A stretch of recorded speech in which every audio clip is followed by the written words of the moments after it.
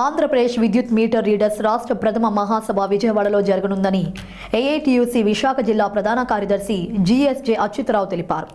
ఈ నెల 20న విజయవాడలోని తుమ్మలపల్లి కళాక్షేత్రంలో జరిగే మహాసభను విజయవంతం చేయాలని కోరారు. విశాఖ నగరంలోని సిపిఐ కార్యాలయంలో జరిగిన కార్యక్రమంలో ఆంధ్రప్రదేశ్ విద్యుత్ మీటర్ రీడర్స్ రాష్ట్ర ప్రథమ మహాసభ గోడపత్రికను ఏఐటీయూసీ నాయకులతో కలిసి ఆవిష్కరించారు. ఈ సందర్భంగా అచ్యుతరావు మాట్లాడుతూ రాష్ట్ర వ్యాప్తంగా 4,000 మంది మీటర్ రీడర్లు కాంట్రాక్ట్ కార్మికులుగా విధులు నిర్వహిస్తున్నారని చెప్పారు. కేంద్ర రాష్ట్ర ప్రభుత్వాలు స్మార్ట్ విద్యుత్ మీటర్లు ఏర్పాటు చేసి కార్మికుల భవిష్యత్తు అగమ్య గోచరంగా మారుతోందని ఆవేదన వ్యక్తం చేశారు. స్మార్ట్ మీటర్లు ఏర్పాటు ప్రతిపాదన వెనక్కి తీసుకోవాలని అన్నారు. కాంట్రాక్ట్ కార్మికులుగా పనిచేస్తున్న వారి సర్వీసులను క్రమబద్ధీకరించాలని ప్రభుత్వాన్ని డిమాండ్ చేశారు. ఈ కార్యక్రమంలో ఏఐటీయూసీ నేతలు తదితరులు పాల్గొన్నారు. 20వ తారీఖుని విజయవాడ మహానగరంలో ఈ ఆంధ్రప్రదేశ్ రాష్ట్ర విద్యుత్ మీటర్ రీడర్ల ప్రథమ మహాసభ జరుగుతుంది. వీరందరూ ఏకంగా ఒకే యూనియన్లో ఉన్నారు. ఇక రెండో యూనియన్ అంటూ లేదు రాష్ట్రంలో. అది ఏఐటీసీ నాయకత్వంలో ఆంధ్రప్రదేశ్ విద్యుత్ మీటర్ రీడర్ల సంఘంగా ఉంది. దాని ప్రథమ మహాసభ విజయవాడలో జరుగుతుంది. వీరు మొత్తంగా రాష్ట్ర వ్యాప్తంగా 4,000 మంది కాంట్రాక్ట్ ఉద్యోగులుగా పనిచేస్తున్నారు. మీటర్ రీడింగ్ తీస్తారు ప్రతి నెల. వీరిని కాంట్రాక్ట్ ఉద్యోగులుగానే పరిగణిస్తున్నారు. ఈ మహాసభకు సుమారు 1,500 మంది ప్రతినిధులు విజయవాడలో హాజరై వారి భవిష్యత్ కార్యక్రమాన్ని నిర్ణయిస్తారు. వీరి పరిస్థితి అగమ్యగోచారంగా తయారైంది. ఉద్యోగ భద్రత లేని పరిస్థితుల్లో గత ప్రభుత్వం జగన్మోహన్ రెడ్డి, నేటి ప్రభుత్వం చంద్రబాబు నాయుడు, అటు కేంద్ర ప్రభుత్వం వీళ్ళందరూ కలిసి స్మార్ట్ మీటర్లను తీసుకురావాలని స్మార్ట్ మీటర్లు ఒప్పందం చేసి వీరిప్పుడు గత 10-15 ఏళ్లుగా కాంట్రాక్ట్ ఉద్యోగులుగా చేస్తున్న ఈ 4,000 మందిని రోడ్డు మీద పడేసే పరిస్థితి వచ్చింది. స్మార్ట్ మీటర్లు వస్తే వీరికి పని ఉండదు. కాబట్టి మేమేం చెప్తున్నామంటే గత జగన్మోహన్ రెడ్డి ఉన్న దగ్గర నుండి చెప్తున్నాం, వీరందరినీ ఈపీడీసీఎల్లో వేరే ప్రత్యామ్నాయమైన అవకాశాలు కల్పించాలి.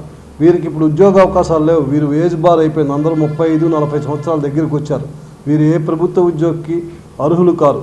కాబట్టి వీరిని నిరుద్యోగుల్ని రోడ్డు మీద పడేసినట్టే ఉద్యోగులు మళ్ళీ నిరుద్యోగులు చేసి రోడ్డు మీద పడేయకుండా ఆ స్మార్ట్ మీటర్లనే ఆపాలి. లేదా స్మార్ట్ మీటర్లు తేవాలనుకున్నప్పుడు వీరికి ప్రత్యామ్నాయ ఉపాధి ఈపీడీసీఎల్లో కల్పించాలని ఏఐటీసీగా డిమాండ్ చేస్తున్నాం. అది ఒక్కటే కాదు, వీరి జీతభత్యాల్లో కూడా మెరుగైన పరిస్థితి కల్పించాలి. వీరికి కనీస వేతనం 35,000 రూపాయలు ఇవ్వాలి. ఈఎస్ఐ సౌకర్యం కల్పించాలి. పీఎఫ్ గ్రాట్యుటీ చట్టబద్ధతమైన వసతులన్నీ కల్పించి వీరిని ఆదుకోవాలని కేంద్ర రాష్ట్ర ప్రభుత్వాల మీద ఒత్తిడి చేస్తున్నాం. అదేవిధంగా కేంద్ర ప్రభుత్వం చెప్తుంది 26 మార్చి నాటికి ఈ దేశంలో తీవ్రవాదాన్ని అణిచివేస్తామని చెప్తున్నారు. అది కళ. ఎందుకంటే ఈ దేశంలో ఉన్న మౌలికమైన పరిస్థితుల్ని చక్కదిద్దాలి. చట్టబద్ధమైన అవకాశం ఇవ్వాలి. కార్మికుల్ని చట్టబద్ధంగా కార్మికులు పీఎఫ్, ఈఎస్ఐ సౌకర్యాలు కల్పించి కనీస వేతనం ఇవ్వాలి. రైతాంగాన్ని ఆదుకోవాలి.